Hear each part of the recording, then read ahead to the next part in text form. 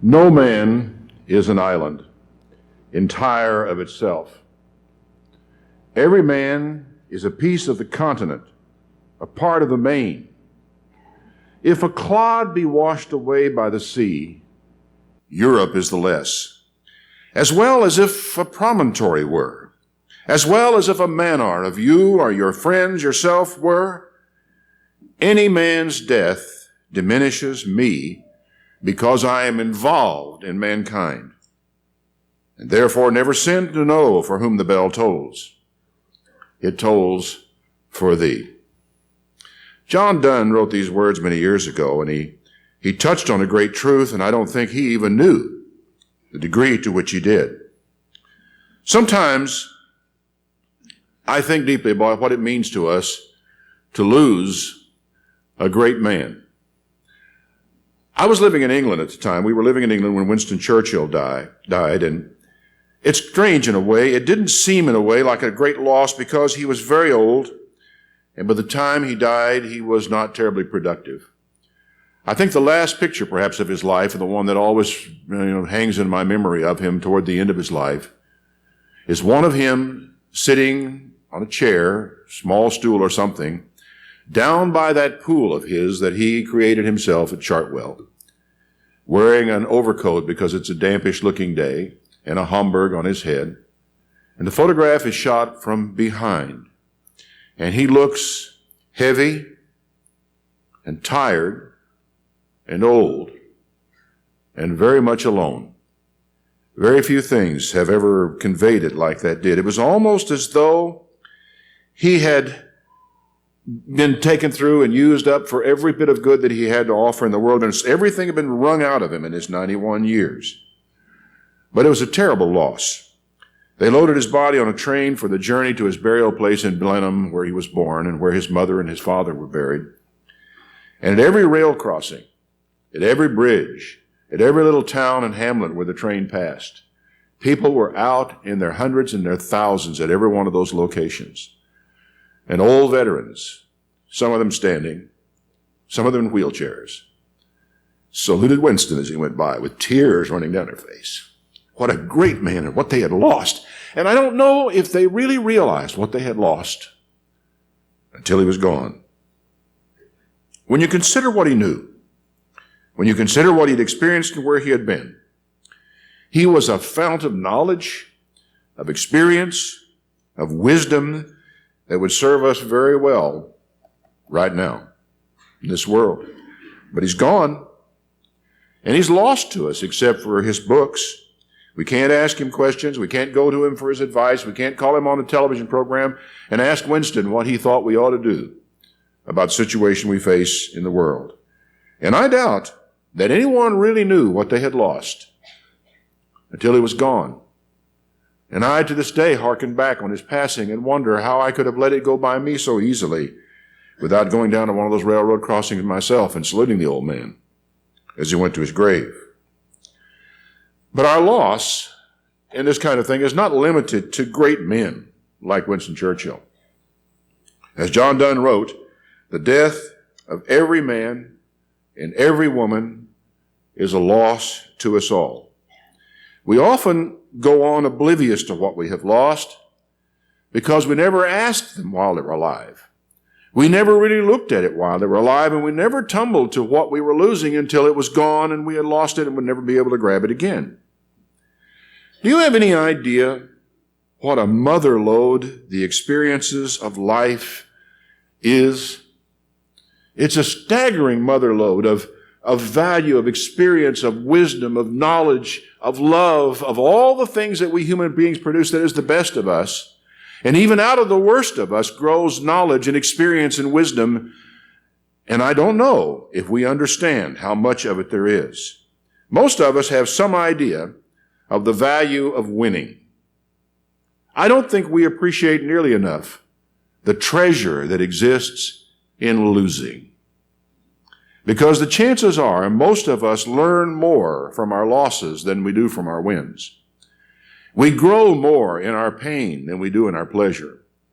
We come to understand better in our failures sometimes than we do in our successes. It's just the way we human beings are.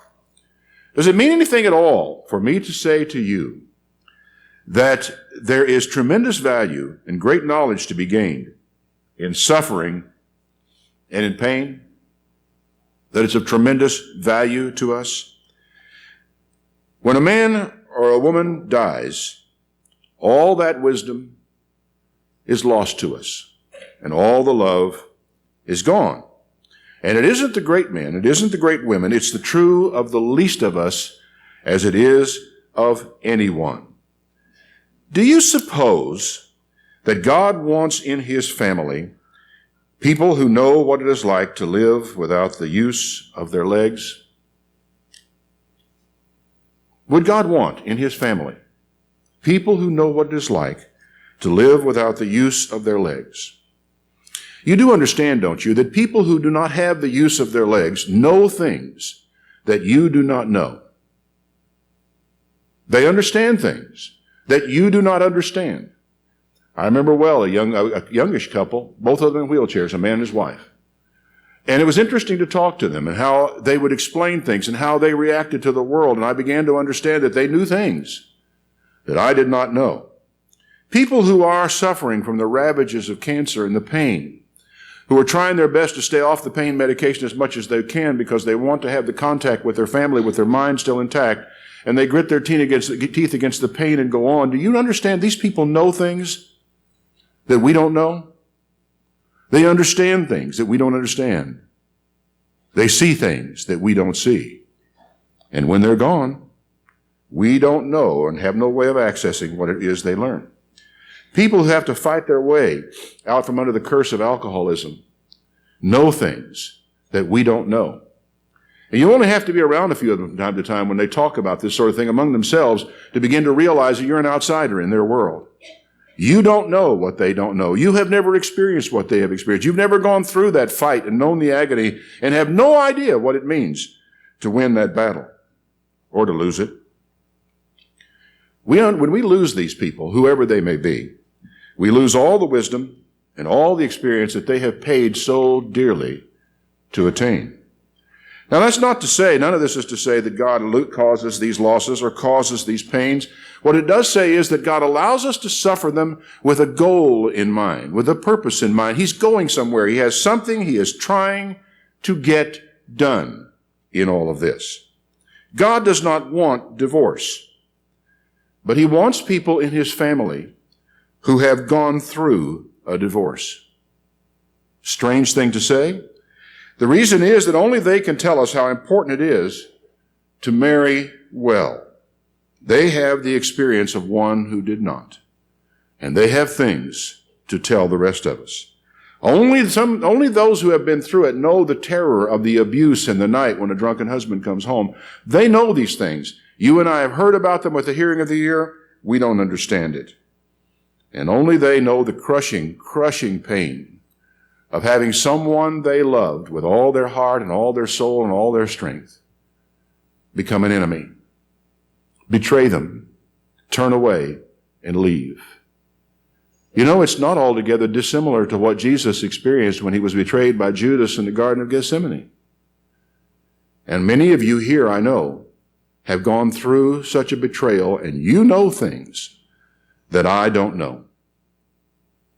I think God wants in his family people who have finished life in a marriage of 50 years, 60 years, 65 years. And the reason for that is that these people understand love in a way that none of you newlyweds do. And by newlyweds, I mean anyone under 25 years of marriage. There is in this world of ours, this old world of ours, an incredible reservoir of love. But when the people who carry this love are gone, have we lost that love for good? Is it just gone? Will it never come back to us? Is all the suffering that ends a man's life pointless? Is the love gone? Is the suffering gone? Is it just here today and gone tomorrow and swept away? It's a tough question to ask. The book of Job is a little hard to follow, but he makes one of the most profound statements in the Bible on this very question. I often refer to it in the funeral. He says in Job 14, verse 1, man that is born of woman is few of days and full of trouble. He comes forth like a flower and is cut down. Just brutal language. Few of days, full of trouble. Come forth like a flower and they're cut down. That's the way Job looked at things at that time in his life. He goes ahead and agonizes over this in his rather lengthy way. And then he comes to this statement in verse 13. He says, oh, that you would hide me in the grave. I'm tired of life. I just want to get the pain over with. I want to get the discomfort. I want to get the misery, the humiliation, all I'm going through. I just want to get it over with. Just hide me in the grave until your wrath is past. And it's basically hide me in the grave, keep me secret until your wrath is past, but appoint me a set time and remember me. You don't have to think too deeply or look too deeply to see what Job is driving at here. He said, if we look at this world as man looks at the world, whenever we die, it's over, it's gone, it's done, friend, forget about it. He says, but no.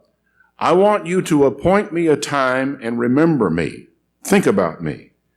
If a man die, shall he live again? All the days of my appointed time will I wait until my change come. You will call, I will answer you. You will have a desire to the work of your hands. When I read this, I haven't got a really great comparison to it, but I know that in my study at home, I have on a high shelf, way up out of reach of everybody else, a ham radio, because I have a ham license. I have the radio, I have all the antenna equipment that I would need to throw a wire out the window, tune it up, and go on the air. I have all that stuff is up there. I used some things like that once upon a time, but I no longer have time for them anymore, so I put them on the shelf. There may come a time somewhere out there when I will remember them, and I will bring them down, and I will use them one more time. And sometimes, and I imagine some of you people who have hobbies out there know what I'm talking about, ladies who have quilts, men who work on model airplanes, or whatever it may be you're working on. You may reach a certain point in a project, and you may fold up that quilt and put it on the shelf and say, I'll come back to that next spring. The way I take this is, Job understands himself as an unfinished work. That everything that God has to do with Job is not going to be finished now. That what I'm going through now, the pain I'm going through now, the discomfort I'm going through, the humiliation, these friends of mine that I'm enduring right now, all of this is a part of an ongoing process, and I just wish that I could go on the shelf for a while and be left alone in peace, and that you would appoint me a time and come back, remember me. I know you will have a desire to the work of your hands. Job saw himself as an unfinished work. He wanted God to do this. The people of Job's era could not have had a finished doctrine of the resurrections. No way they could have understood or argued, or even it would have been meaningless discussion to them, I think, to talk about 1, 2, or 3 resurrections. But one thing was clear. Job knew God, and he knew that nothing that God did was without a purpose, without a goal. Everything God did had a point, and he knew that God was doing what was going on in his life right now. And so he had to consider, there is something out there, somewhere, that God has in mind that we're going to. So I know that if a man dies, he will live again. Paul talked about some of these things in the same way, looked at them. Job knew these things. Through a glass, darkly, he and others saw a resurrection, and they inferred it was to finish a work. And Paul, writing to the Corinthians about something along this line in 2 Corinthians, it's just a short reference, chapter 2, verse 9, that's 1 Corinthians, Paul says, as it is written, eye has not seen, nor ear heard, neither has entered into the heart of man the things which God has prepared for them that love him. But God has revealed them unto us by his Spirit, for the Spirit searches all things, yea, the deep things of God. Now here's my question for Paul. When you wrote that, did you think that the Holy Spirit had revealed it all. You knew, of course, that you were seeing things that men in generations gone by had never seen. You were seeing things they had no idea of. They did not know. They could not know these things. Did you know then what now we know? And I think Paul would say, no, what I meant by this is the Spirit reveals them to us, but as they are revealed, they still are through a glass, darkly.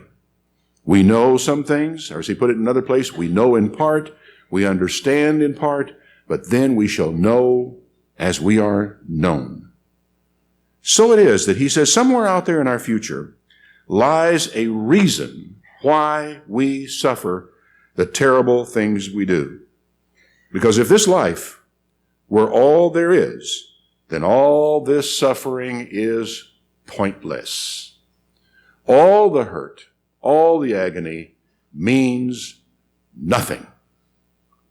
And if you know God at all, you have to know that's not possible. All this lay heavy on Paul's mind when he wrote his letter to the Romans. It's not entirely clear why he decided to go into this letter, in this particular letter, but I'm glad he did.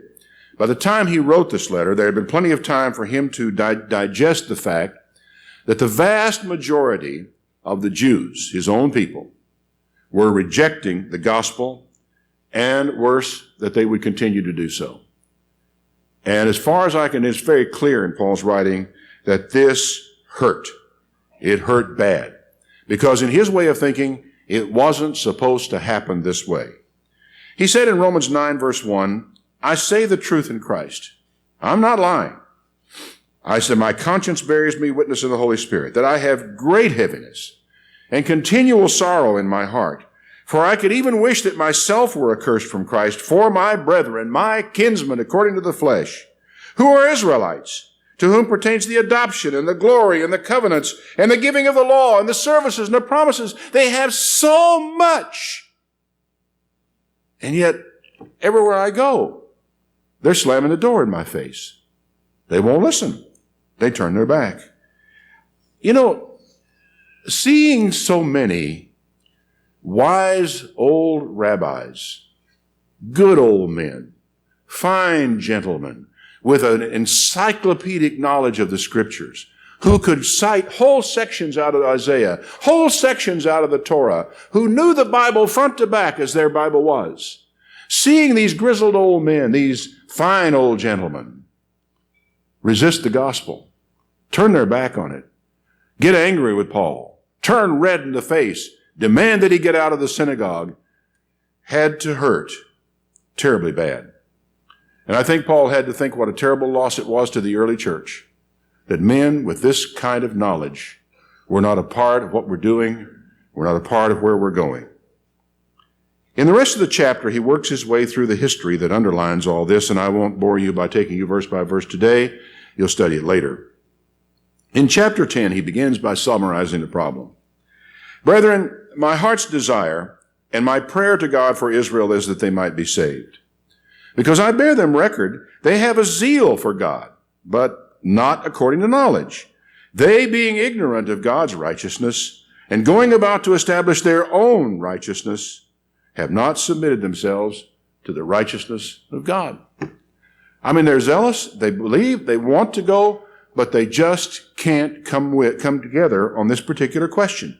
Now, he supports this at some length in chapter 10, and he comes finally to chapter 11. And once again, time won't permit me to develop chapter 11 fully. But he asked the question to begin with, has then God cast away his people? I mean, here we are, all these wonderful people who have rejected the gospel, turned their back, walked away. Has God cast them away? He says, oh no. I also am an Israelite. I'm of the seed of Abraham, the tribe of Benjamin. God hasn't cast away his people he foreknew. And then he proceeds with other aspects of it, about what Elijah said and what Isaiah and the others have said. And he says in verse 5, even so at the present time there is a remnant according to the election of grace. Now, that is all very encouraging, but it doesn't answer Paul's question. He doesn't answer his question that he has raised at this point. He says, fine. He said, no, God hasn't cast off all of Israel. there is a remnant that shall be saved. Well, okay, but my question still is, what about the rest of them? Is God just going to reject them? He develops that thought, but he says in verse 7, what then? Israel has not obtained what he seeks for. The election has obtained it, and the rest were blinded. Then he says this, according as it is written, God has given them the spirit of slumber, eyes that they should not see, ears that they should not hear, unto this day. Now that is one of the most troubling things in this whole thing, because he basically says God shut them up. He just slammed the door on them. God himself closed them up in a state of unbelief. It's almost implied he didn't have to do that, but he did. And Paul is still struggling. This is a really fascinating, this whole 9 through 11 is fascinating because it's almost a stream of consciousness. Paul, almost in public, as it were, because his letter has been read hundreds of millions of times by now, is working his way through this difficult question with us so we can try to understand what it is. He then says in verse 11, have they stumbled that they should fall? God forbid. What? Well, I don't get it. We've got this remnant that's saved, the rest of them are on the outs, and then he says, have they stumbled that they should fall? No. Well, what? You get a little exasperated with Paul sometimes, and there's run-on sentences and all the length he goes into it. You say, okay, what are you driving at here? Well, he says, I'm talking to you Gentiles, because I think there's some things you need to understand. He says in verse 15, if the casting away of them be the reconciling of the world, what will the receiving of them be but life from the dead? Now, I can't conclude from that verse alone that Paul is saying the only way we're going to save the rest of these Israelites is in a resurrection someday. But it's significant to me that he pulls that particular phrase in at this point, because the truth to tell, there is no way to handle the rest of these people unless you do raise them from the dead, because so many of them had, by the time Paul wrote this, rejected the gospel and died. They were gone, and they weren't coming back anytime soon. He then says, if the first fruit be holy, the lump is holy. If the root is holy, so are the branches. And if some of the branches are broken off, and you being a wild olive tree were grafted in among them, and with them partake of the root and the fatness of the olive tree, don't boast yourself against the branches. Now, a friend of mine raised an interesting question recently that I had not thought about. We always sort of approach this as the tame or the natural olive tree is Israel, and the wild olive tree is the Gentiles. His question is that olive tree really Israel, or is it Christ? And I had to look at it, and I think when you go to the root and the fatness of this tree, the root has to be Christ, not Israel. Israel did not bear him. He bare them. And he says here that you partake of the root and the fatness of the olive tree. You have come in and you are partaking not of Israel. You're partaking of Christ. If you boast, you don't bear the root bears you. And you will say, well, the branches were broken off. Not from Israel. They were broken off from Christ. Think about it. All these Jews out there were not broken off from Israel. They were still Israelites. They were still in their town. They're still in their cities. They were still being Jews like they always had been. They weren't cut off from that. They were cut off from God. They were cut off from Christ. Well, because of unbelief, he says they were broken off. You stand by faith. Don't be high-minded, but fear. For if God spared not the natural branches, take heed, lest he also spare not you. Behold then, the goodness and the severity of God. And if you don't know both sides, you don't know God. Behold the goodness and the severity. On them which fell, severity. But toward you, goodness, if you continue. But otherwise, you also can be cut off. And then he says this, they also, if they abide not in unbelief, shall be grafted in. Into what? Into Christ. If they don't stay in unbelief, for God is able to graft them back in again. If you were cut out of the olive tree that's wild by nature and grafted contrary to nature into a good olive tree, how much more than these, that were the natural branches, be grafted into their own olive tree. For I would not, brethren, that you should be ignorant of this mystery, lest you should be wise in your own conceits, that blindness in part has happened to Israel until the fullness of the Gentiles be come in. And so all Israel shall be saved. What are we supposed to do with that? It's okay to say, well, sometime out in the future, all the Israelites will be saved who are alive. But what about all those that we lost? All those that died? All those fine, scholarly men, all those people who had tried to serve God all their life, but when it came to Jesus simply couldn't believe in him. What about those people? All Israel, he says, shall be saved. And the whole idea of this thing that Paul is giving us here is that God has shoved some people away for a while. And there's an interesting thing to think about in that regard. Because the clinging to Judaism, the clinging to the oral law, the clinging to Jewish traditions, all of this was a barrier to the Gentiles coming into the faith. They faced this question in spades in Acts the 15th chapter in the Jerusalem conference when they worked out this question of whether or not Gentiles could come into the faith as Gentiles. They had to settle that issue. But if it had been left to the Jews, the Gentiles would never have gotten in at all. And so we got to push these people away for a while. But we're only pushing them away for a while. Hard to understand, but Paul says later in verse 33, oh, the depth of the riches, both of the wisdom and the knowledge of God. How unsearchable are his judgments and his ways past finding out. So I'm not going to jump to any conclusions about that I have found something out here. But in Romans, it's clear to me that Paul is looking ahead to a time in the future when God is going to rectify the essential alienation of Israel for some period of time, and that he does not intend by any means to allow those people he pushed away to remain unvisited and unsaved, if indeed they will finally hear. How's he going to do it? I don't know. I only see through a glass darkly. But looking through the glass darkly, I see images moving around in the background. And one of these is revealed in the 20th chapter of Revelation.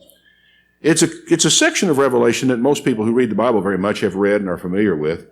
Christ has returned. In Revelation 20, verse 1, I saw an angel come down from heaven having the key of the bottomless pit and a great chain in his hand. He laid hold on the dragon, that old serpent, which is the devil and Satan, and bound him for 1,000 years, and cast him into the bottomless pit, shut him up, and set a seal upon him that he should deceive the nations no more till the 1,000 years were finished. After that, he's got to be loosed for a little season. I saw thrones, and they sat upon them, and judgment was given to them. And I saw the souls of them that were beheaded for the witness of Jesus, for the word of God, which had not worshipped the beast, neither his image, neither had received his mark in their forehead. And they lived and reigned with Christ 1,000 years. 1,000 years is a millennium, and so the millennium passes into our vocabulary as a synonym for the time of the kingdom of God, the time of Christ's rule upon the earth, a time when the saints rule the earth with Jesus Christ for 1,000 long, glorious years. The millennium. We talk a lot about that, and we long believed that the Feast of Tabernacles, if it didn't picture the millennium, at least it looked forward to the millennium and the time of Christ's rule. Then he says something fascinating. He says, this is the first resurrection. There is absolutely no reason for the word first to be there if there isn't a second. In saying that, he implies the second. And so here we are faced with a question. We have a resurrection at the beginning of the 1,000 years, and we're going to have a resurrection at the end of the 1,000 years. What are we going to do with this other one? What's it for? What's going to happen in that resurrection? I suppose we can find out by reading on. Blessed is he that has part in the first resurrection. On such the second death has no power. They shall be priests of God in Christ and reign with him for 1,000 years. And when the 1,000 years are expired, Satan shall be loosed out of his prison and shall go out to deceive the nations in the four quarters of the earth, Gog and Magog, and they're going to come down and fight, and God's going to destroy all of them. And you You just have to wonder at that point in time, how on earth, at the end of 1,000 years of Christ's reign, there are still people to be deceived by Satan. But there are. And it is a testimony, I guess, to the obstinacy, the stubbornness, the self-will of man, that after all that, there will still be people who won't believe, can't accept. Anyway, the devil that deceived them was cast into the lake of fire and brimstone, where the beast and the false prophet were cast, and shall be tormented day and night forever and ever. And here comes the part that we like. I saw a great white throne, and him that sat upon it, from whom the face of the earth and the heaven fled away. And there was found no place for them. And I saw the dead, small and great, stand before God.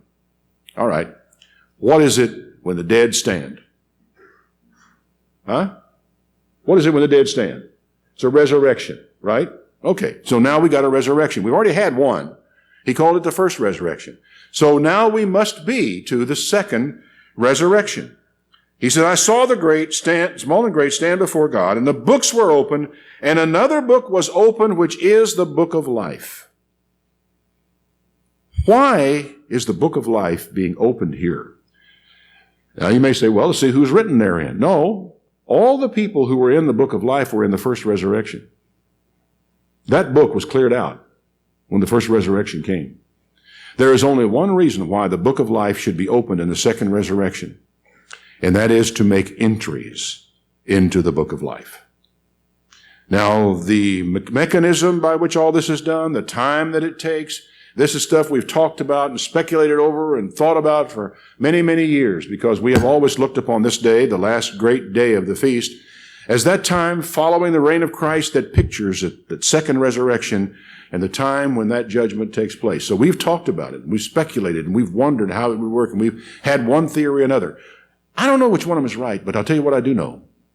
There is a time when the dead, small and great, will have their time before God. And it will be a time in which their name can be entered into the book of life, even though it had not been in this life. Some people call that a second chance. And they speak of it as though that was a very bad thing. But I don't know. I'm approaching 70 now. And in my lifetime, I have generally considered a second chance to be a very good thing. I've had a lot of them, and I've been grateful for every one of them. And basically, it's not a second chance really at salvation for these people, because they really never had their chance before. It is a second chance at life and the salvation that they can achieve in life. How long they'll be given to do that, how it will be done, the mechanism of it, oh, we could talk about that until sunset and a long way beyond that. All we look at here is it happens. And then once again, we have this time when everyone whose name is not written in the Lamb's book of life is cast into the lake of fire and brimstone. All the loose ends are finally gathered up, cut off, finished, done, it's over. Way out there in time. There is a barrier out there in the future beyond which we cannot see. We can only infer what might be. But one of the clues about what might be out there is the unrequited suffering that goes on in this life. Many of us have a good friend who's not with us at this feast this year. He's at home with his wife, who is in a nursing institution. She is dying of colon cancer and is suffering from Alzheimer's at the same time. And the poor woman is enduring terrible pain and the sufferings that go with cancer and cancer treatments. And really, because of the Alzheimer's dementia, I guess suppose it's Alzheimer's, she doesn't really realize what's happening to her, and she comes and goes, and she'll say things to him about as though the world was normal, and let's go to the movies tonight, and things like that absolutely have to just break his heart. And he has to be there for her and smile. And we communicated about this for a while, and to try to help him understand the situation that he was going through, because it was tearing him up. And I said, friend, can you imagine what it would be like for her if you weren't there? If she had to go through this alone? And he hadn't really thought about that. He was giving himself to her. He was there every day. He was there by her bedside. He was doing everything that needed to be done, and it was just tearing him apart. But then I pointed this out. I said, look where she would be if you weren't there. Look what a blessing it is to her that you are there. But I think about what they're enduring right now. And they will go through this, and she will die. And then he will walk out into the sunshine and try to go forward from there. And then one of these days he will be gone. And I ask myself, what is all that for? It dawned on me some years ago, not that many years ago, may have been when I passed 65, I don't know. I began to realize that when I reach my highest utility, when I come to the place where I am at my best, when I actually have the most to contribute in terms of knowledge and wisdom, understanding, and what have you, when I get to the peak of my abilities, I will leave. I'll be gone. I'll die. And you kind of wonder, is this doing things backwards a little bit? Shouldn't we have, once we've reached our peak, shouldn't we have a little time to go forward and use what we have learned? I think about that. But I look at it is a question of the development of character in us.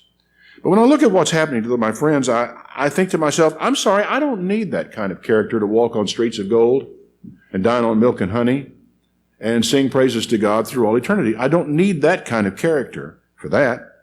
I have all the character I need to be in heaven. Don't you? Think you have enough character for that? There's something else going on here. And it's what Job was talking about when he said, if a man die, shall he live again? All the days of my appointed time I will wait till my change comes. You'll call. I'll answer you. You'll have a desire to the work of your hands. That unfinished work has to go forward. And there are things for us to do that we cannot even imagine now. That what we are learning in this life, no matter how much it costs us to learn it, are necessary. Everyone you have loved and lost will one day stand before the judgment seat of Christ. And the book of life will be open, and they'll have a chance to have their name written in that book. I can't tell you how long it will take. I can't tell you how it will work out. But there's this from Paul. He says in Romans 11, verse 10, for as you have in time past not believed God, but now have obtained mercy through their unbelief, even so, he's talking to the Gentiles now and then talking about Israel. He said, even so, these have not now believed that through your mercy they may obtain mercy. For God has concluded them all in unbelief that he might have mercy upon all. Do you realize what he's saying here? He's saying all these Israelites that have been cut off, speaking to you Gentiles, will obtain mercy through your mercy. He implies from that the Gentiles who will apply mercy to these people, it will be their work of reaching out to these people and bringing them back. Through your mercy, they also may obtain mercy. I would like that. I really would like that. I would like to be instrumental in the salvation of someone who lived and died and never believed. Wouldn't you? To be able to be there with them and talk to them and explain to them. To represent God. To sit on a tombstone and wait for some poor wretch to come out of his grave and explain to him what happened and why it happened and why it's good and where we're going. Here's why you had to take that bullet.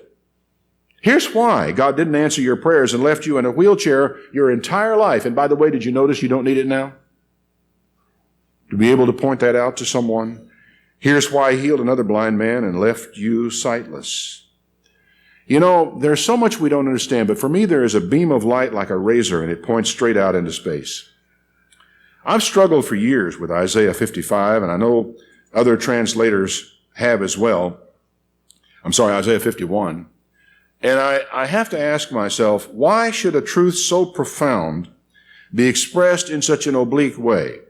We'll have to ask God, but it's just like him. But I'd like to take a moment with you in Isaiah 51 just to talk about it today. In Isaiah chapter 51, God says, listen to me, you that follow after righteousness, you that seek the Lord. Hey, listen up. This is talking to you. All right? Listen to me. You that follow after righteousness. That's you, right? You that seek the Lord. That's you, isn't it? Look to the rock that you were cut out of. Look to the hole out of which you were dug. Depending on who you are, go back and take a look at your roots. Look where you came from. Look what kind of a person you are. Look what God has done with you so far. Look to Abraham, your father, and Sarah that bare you. I called him alone and blessed him and increased him. For the Lord shall comfort Zion. He shall comfort all her waste places. He'll make her wilderness like Eden and her desert like the garden of the Lord. Joy and gladness will be found there, and thanksgiving and the voice of melody. Sounds millennial, doesn't it? Listen to me, my people. Give ear unto me, my nation. For a law shall proceed from me, and I will make judgment to rest for a light to my people. My righteousness is near. My salvation is gone forth. My arm shall judge the people. The isles shall wait on me, and my arm shall they trust. Lift up your eyes to the heavens. Walk out there tonight after the sun has gone down, it's gotten full dark, and look up at the sky. Look at the earth beneath. The heavens up there will vanish like smoke. The earth under your feet will wax old like a garment, and everyone in it will die in the same way. But my salvation shall be forever, and my righteousness will never be abolished. All that stuff will go. The earth underneath you will go. The heavens will go. All you people are going to go. My law will never be abolished. And then verse 7. Listen to me, all you that know righteousness, the people in whose heart is my law. That's a new covenant idea, isn't it? The writing of the law in the heart and in the mind. Are you listening? Because this is written to you. Listen to me, you that know righteousness, the people in whose heart is my law. Don't you fear the reproach of men, and don't be afraid of their revilings. Wake up. Listen to this, folks. God is saying to you people who have his law, don't be afraid of men who revile you for that. And the time is going to come when you're going to have to measure up. You're going to have to stand up and be counted. You're going to have to say what you believe and stand for truth. You stand for morality and stand for what's right. And I don't want you to be afraid when that time comes. For the moth will eat them up like a garment, and the worm shall eat them like wool. But my righteousness shall be forever, my salvation from generation to generation. I have to think about this because I have a voice now going out on way over 100 radio stations, 350 plays plus per week, and I'm saying things out there to people that one of these days is not going to go down very well. Already in Canada, I suppose I could if I lived in Canada, I'd get fined for what I've already put on the air up there. Because I have read the scriptures in the Bible that tell you that gay conduct is not permitted. There'll be more of that, not less. Awake, put on your strength, O arm of the Lord. Awake as in the ancient days, as in the generation of old. And he goes on down finally, and he's talking about us, those who know righteousness, people in whose heart is the law. And in verse 15 he says, I am the Lord your God, who divided the sea, whose waves roared. The Lord of his hosts is his name. And I have put my words in your mouth, and I have covered you with the shadow of my hand, that I may plant the heavens and lay the foundation of the land, and say to Zion, you are my people. Now, the translators have struggled somewhat with this. I did the word search. And the word plant here is the same word that's used everywhere else. God planted a garden in Eden. People planted vineyards and they planted crops. And here he says, I have put my words in your mouth, and I have covered you in the shadow of my hand, that I may plant the heavens. Well, what are we to make of that? It certainly sounds to me like, whenever we can come to understand what this universe is like, that something is going on. And of course, if he's not going to ever plant anything out there, what's it for? Why is it out there? Scientists now tell us, and there are people who always write to me after this and tell me, no, it's only 6,000 years old, the universe. Scientists tell us the universe now is 13.8 billion years old, give or take a couple of 100 million years. And of course, we know that those galaxies who are out there, the light has been coming to us for, 12 billion, 11 billion, 13 billion years, and I have no reason to doubt what scientists are finding in that regard. And I have to realize that as I myself lie out there with a naked eye and look into the universe, what I see staggers me. And then I look at what they're showing us now in the Hubble telescope, which has gotten outside the Earth's atmosphere and can see further. My mind is just boggled by the stuff that I see. Of the not just millions, but billions of clusters of worlds that are out there, of stars that are out there. Why are they there? What are they for? What is God going to do with them? I don't know why he put this little verse in Isaiah 51, but it certainly matches what I can begin to see happening when I hold someone's hand in a hospital bed while they suffer great pain and finally die, that death is not pointless. That character is not lost. The love that was there is not gone. It is merely put away for a time until God calls and they answer him, and he has a desire to the work of his hands. Paul wrote in Romans chapter 8, verse 16, "The Spirit itself bears witness with our spirit that we are the children of God. And if we're children, then we're heirs, heirs of God, joint heirs with Christ, if so be that we suffer with him." Now, what does that mean? It basically means that when you're lying on your hospital bed, your bed of pain, and your last days of life are starting to creep up on you, you are not suffering alone. You are suffering with Christ. I reckon that the sufferings of this present time are not worthy to be compared with the glory that shall be revealed in us. For the earnest expectation of the creation waits for the manifestation of the sons of God. For the creation was made subject to vanity, not willingly, but by reason of him who has subjected the same in hope. Because the creation itself shall be delivered from the bondage of corruption into the glorious liberty of the children of God. The whole creation, everything that God has made, is to be delivered into the liberty that you and I now have. God is so far from finished.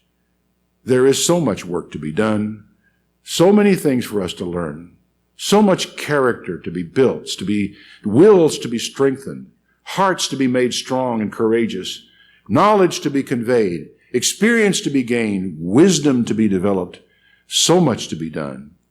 And each of us has so little time. May God grant you all you need, and all the faith you need, and all the strength you need for the trials of the year that comes. And may he bring you back safely together with us again to worship before him at the Feast of Tabernacles. It's been a wonderful feast.